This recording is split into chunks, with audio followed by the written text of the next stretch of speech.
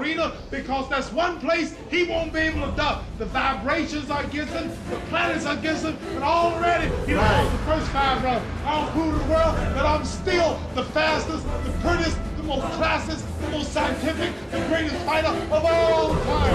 It wasn't a fight, it was an event. Muhammad Ali! Ali! Let's just go to Joe Frazier right away here. 3 times, lost the first one, obviously, won the next 2. These were epic fights. Killed the little and big all alike if you coming to see the fight. I'm the resurrected, the savior, the whole game.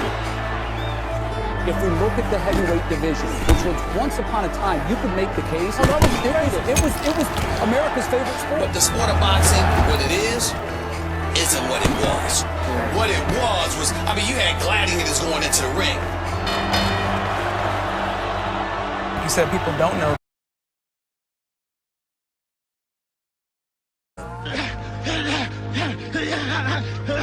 Sucker, you ain't nothing. Sucker, look at you. You out, sucker. Okay, now I'm making this video for people who are interested in beating gang stalking. Now, gang stalking to me is organized intimidation. My personal experience with it has been cars following me with headlights on. You notice your phone is tapped. You use Wi-Fi. It seems like somebody's messing with it, listening in. You can see how the signal gets low. All kinds of things. People you know can be used. Like if you have a distant cousin or something, they'll use them.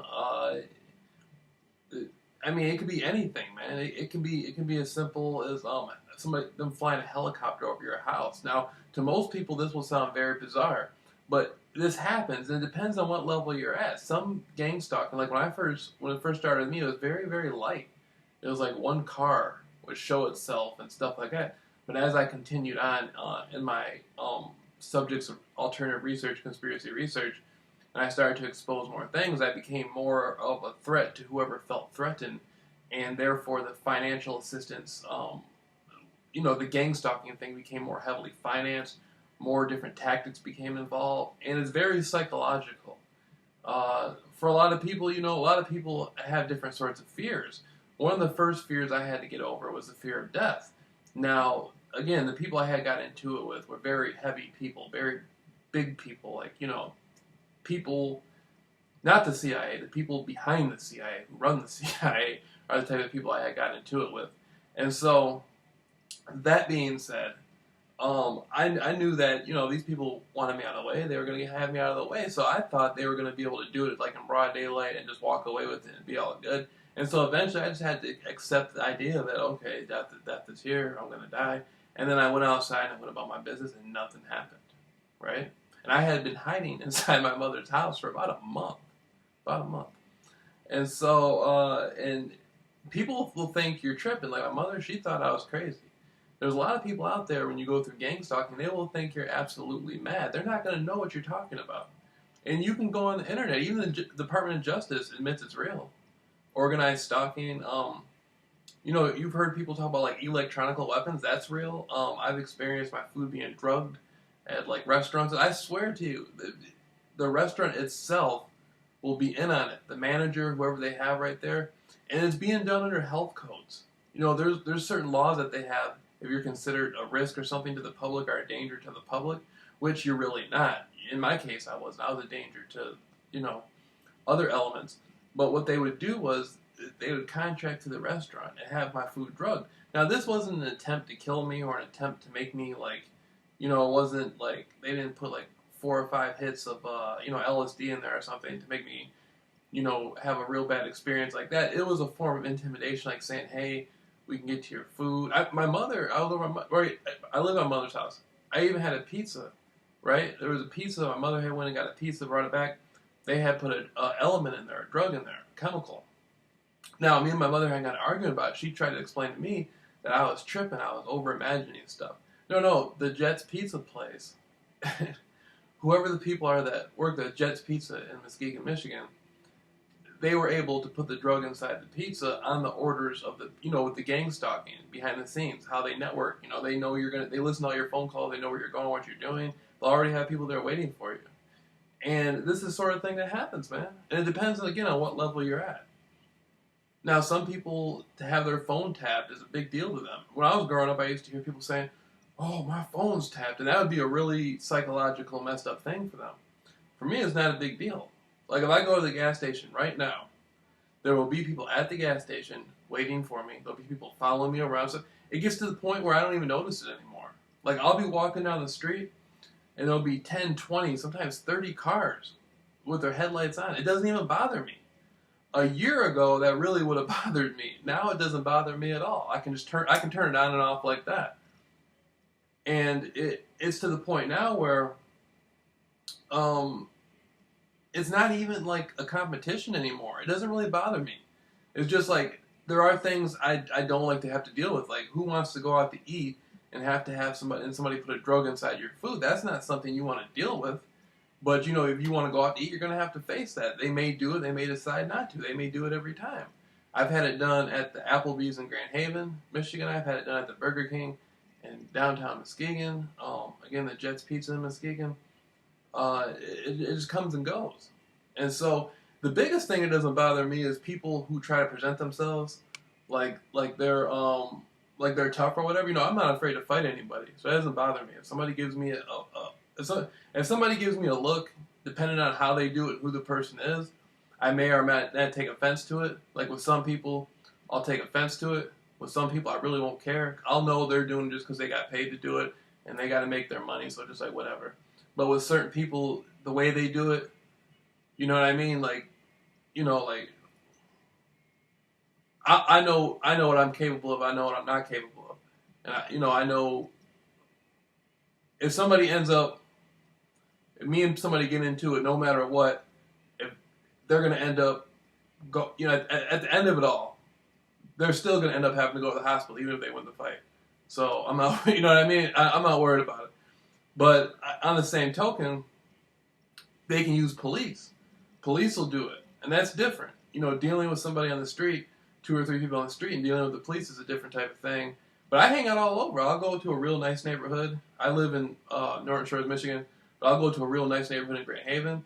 I'll go, there's an area that I grew up in for a few years growing up.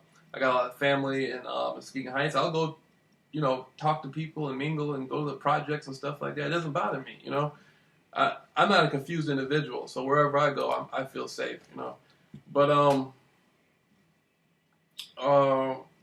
in these are areas where there's a lot of shootings naturally. Some of the areas I go to, there's already people, been shot, been stabbed, or whatever. It does, I know where I'm at.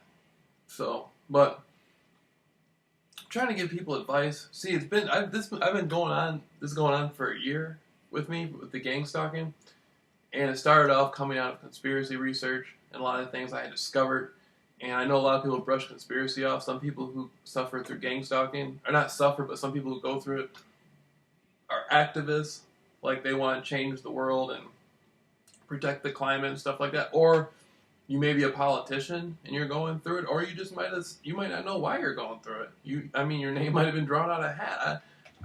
I don't know why that would happen, but there are people saying that they don't understand why it's happening to them, and it's happening to them. Maybe there's something going on in your life that you don't know about, and so your name was put out there. But they'll even, you know what? They'll even get girls, like, if you like, okay, there's certain types, like when I go over like my cousin's house or our friend's house and stuff like that, there's even certain type of girls. You know what I mean? Like some of the girls, like a real light-skinned, pretty black female and stuff. If she looks a certain way, I'll be wanting to interact with her and stuff like that. And they'll purposely find females to fit that image and walk past you. And if you try to talk to them or something like that, you try to cut into them or say, hey, what's going on? Blah, blah, blah, I want your phone number. I want to call you. I'll talk to you later on. Yada yada. They don't do that, and so I had to rechange my style. I had to, like, when I approach the female, I'll be like, oh, yeah, I'm famous. You didn't know I was famous? And she's like, what? What do you mean you're famous? I'm like, yeah, I'm famous. Why do you think they paid you money to walk past me and not say nothing to me? Don't you realize I'm famous? And then I'll have flyers. Like, I'll have little things that tells people about my story and, like, what happened to me and what's going on in my life. and I'll give her the flyer, and my phone number will be on it. And so so maybe, you know, I mean, that's the way. That's how I find a way to get through it.